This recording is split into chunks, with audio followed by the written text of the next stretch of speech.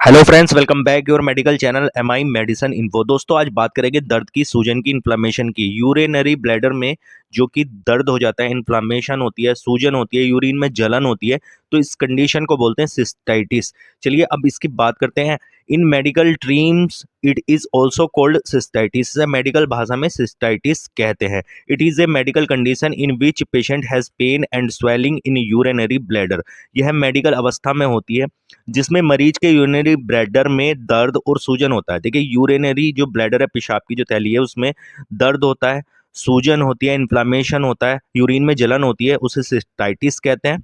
और इसके अंदर स्वेलिंग हो जाती है, दर्द होती है, इन्फेक्शन होता है, तो इस कंडीशन को बोलते हैं सिस्टाइटिस। देखिए, सबसे पहले इसके सिम्टम्स की बात करेंगे। इसमें लक्षण क्या क्या होते हैं। पेन इन यूरिनेशन, यूरिन आने पर दर्द। जब आप यूरिन का त्याग करेंगे, यूरिन करेंगे, तो उसमें बहुत ज्यादा दर्द होता है। बर्निंग इन यूरिनरी, यूरिन में जलन होगी। जब आप यूरिन त्याग करेंगे, मूत्र त्याग करेंगे, तो उसमें बहुत ज्यादा जलन महसूस होती है। Pain in pelvic area, pelvic area में दर्द होगा। वीकनेस, बहुत ज्यादा मरीज को कमजोरी दिखाई देगी। नोजिया, वोमिटिंग, जी मचलाना, मतली आना, उल्टी जैसी कंडीशन बन जाती है। Dark colour of urine, urine का कलर बहुत ज़्यादा डार्क हो जाता है। ब्लड इन यूरिन, यूरिन में रक्त आ सकता है, खून आ जाता है।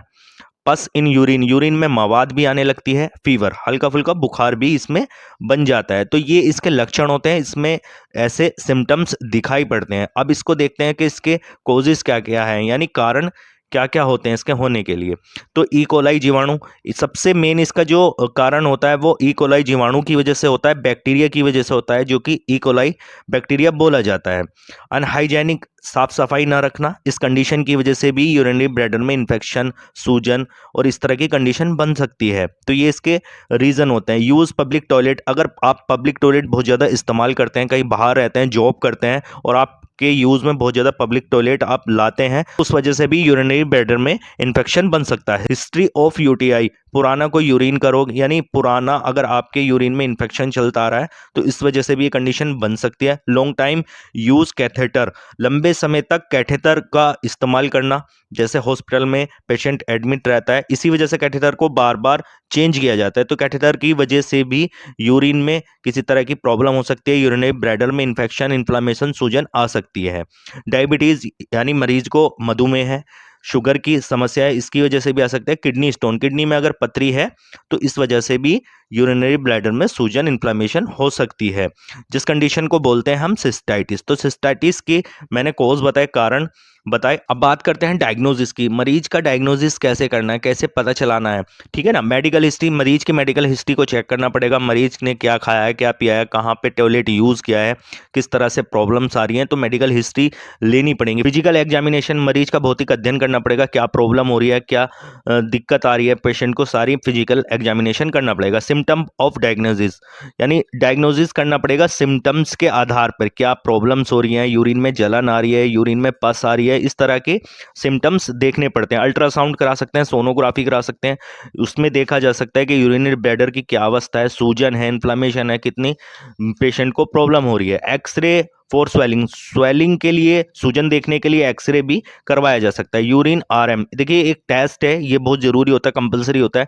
यूरिन का आरएम टेस्ट कराया जाता है। इसके अलावा यूरिन कल्चर कराया जाता है, जिसकी रिपोर्ट 3 दिन में ज्यादातर मिलती है। तो ये 2 टेस्ट मस्ट होते हैं, यूरिन आरएम और यूरिन कल्चर को आपको कराना पड़ेगा ही। इसी आधार पर पेशेंट का फिर ट्रीटमेंट दिया जाएगा। अब बात करते हैं कि ट्रीटमेंट क्या दिया जाना चाहिए। देखिएगा, ट्रीटमेंट की अगर हम बात करेंगे तो फर्स्ट डे हम एक फोस्फोमाइसिन पाउडर दिया जाता है पेशेंट को, जिसको इंस्टेंटली आराम लग जाता है लेने के बाद। पानी में डालो पैकेट को पूरा और डायरेक्टली इसको पी लो। तो पहले दिन मरीज को फोस्फोमाइसिन का पाउडर दिया जाएगा। उसके बाद हमको एंटीबायोटिक्स देनी होती हैं, क्योंकि बैक्टीरिया होता है, तो बैक्टीरिया को किल करने की ज्यादा जरूरत है। तो उसमें हम लीवोफ्लॉक्सासिन 500 मिलीग्राम की टैबलेट देते हैं पेशेंट को for decrease growth of bacteria. जीवाणु की वृद्धि को कम करने के लिए एंटीबायोटिक का इस्तेमाल किया जाता है। लीवोफ्लॉक्सासिन सिप्ला कंपनी द्वारा बनाया जाता है। इसका कॉम्पोजिशन लीवोफ्लॉक्सासिन होता है, 500 मिलीग्राम की टैबलेट होती है, और दिन में 2 बार इसको दिया जाता है। सुबह शाम देने की सलाह दी जाती है पेशेंट को, और 5 दिन तक इसका इस्तेमाल किया जाता है,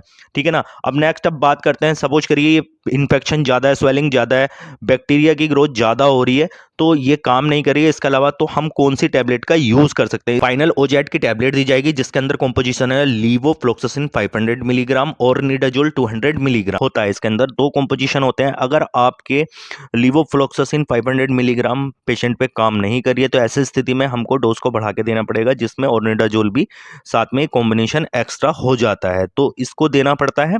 700 mg की टैबलेट होती है, दिन में एक बार इसको दिया जाता है, 5 दिन तक इसको दे सकते हैं। तो एंटीबायोटिक क्या करेगी? बैक्टीरिया को किल करेगी, जीवाणु की वृद्धि को कम करेगी। साथ में हमने शुरू में एक सैशेट दे दिया जिससे इंस्टेंटली आराम लग जाता है, पेशेंट की जलन कम हो जाती है। इसके अलावा हमको एक आयुर्वेदिक में नेरी सिरप देना पड़ेगा जिसको 5 ml दिन में 2 बार देने की सलाह दी जाती है। पानी में घोल करके डायरेक्टली पिया जाता है। इससे क्या होता है कि यूरिन की जलन कम होती है और एंटीबायोटिक जो है वो जीवाणु की वृद्धि को कम करता है, यानी इन्फेक्शन को खत्म करता है। इसके अलावा पेशेंट को बहुत ज्यादा दर्द है, सूजन है, तो उसके लिए हमको एक पेन किलर भी देनी होती है जिसमें डाइक्लोजेसिक एसपी टैबलेट दे सकते हैं। डाइक्लोफेनिक होता है, इसके अंदर पैरासीटामोल होता है और सेरोटियोपेप्टिडेज होता है। डाइक्लोफेनिक दर्द को कम करेगा, पैरासीटामोल बुखार को कम करेगा और सेरोटियोपेप्टिडेज सूजन को भी उतारेगा। तो इस तरीके से पेशेंट को डायग्नोसिस किया जाता है, ये ट्रीटमेंट दिया जाता है। आई होप आपको समझ में आ गया होगा सिस्टाइटिस में क्या सिम्टम्स होते हैं, सिस्टाइटिस क्या होता है और सिस्टाइटिस के क्या कॉजेज होते हैं, कैसे डायग्नोसिस करना होता है और क्या एंटीबायोटिक इसमें दी जाती है, क्या सिरप इसमें चलाए जाते हैं। इसके अलावा पेन किलर में हम क्या दे सकते हैं। तो इस तरह से सिस्टाइटिस का ट्रीटमेंट किया जाता है। चलिए मिलते हैं नेक्स्ट वीडियो में एक नई इन्फॉर्मेशन के साथ। तब तक के लिए जय हिंद, जय भारत।